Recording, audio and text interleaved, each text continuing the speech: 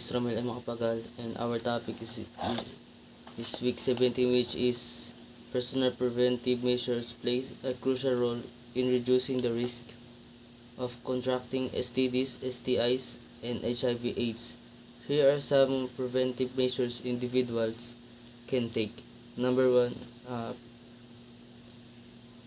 abstinence or mutual monogamy.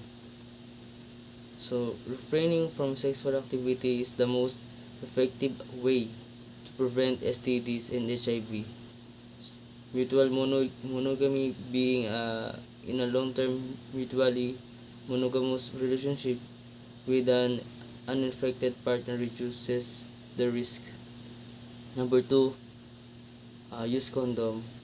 Consistent and correct use of condoms during vaginal, anal, and oral sex can significantly reduce the risk of STDs and HIV transmissions. Number three, regular testing.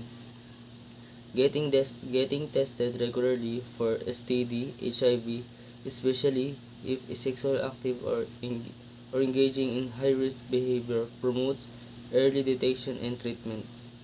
Number four, vaccinations. Vaccination against hepatitis B and HPV or human papillomavirus can prevent infection that can lead to STD or certain types of cancer. Number five, communication and education. Open communication with sexual partner about sexual health, STD history, and testing can help make informed decisions. Educating oneself about STD and HIV, including transmissions, mode, and symptoms, empower individuals to protect themselves. Number six, avoiding risk behavior. Avoiding sharing needles or syringe and ensuring they are sterile if required for medical reason. Limiting alcohol and drug use, as substance abuse can impair judgment and increase risky sexual behavior. Number seven, pre-exposure prophylaxis.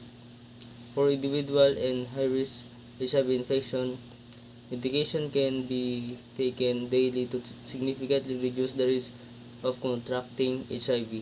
Number eight, post-exposure prophylaxis or PEP is an emergency mitigation regimen that can prevent HIV infection if started within 72 hours or potential exposure. Number 9, healthcare and support. Seeking promote medical advice if exposed to an STD or HIV/AIDS are assessing appropriate treatment and support service. So, in our conclusion, by adopting these preventive measures, individuals can effectively reduce their risk of contracting STDs and HIV, promoting overall sexual health and well-being. Regular health screening and maintaining open communication with healthcare providers are essential components of a proactive approach to sexual health management.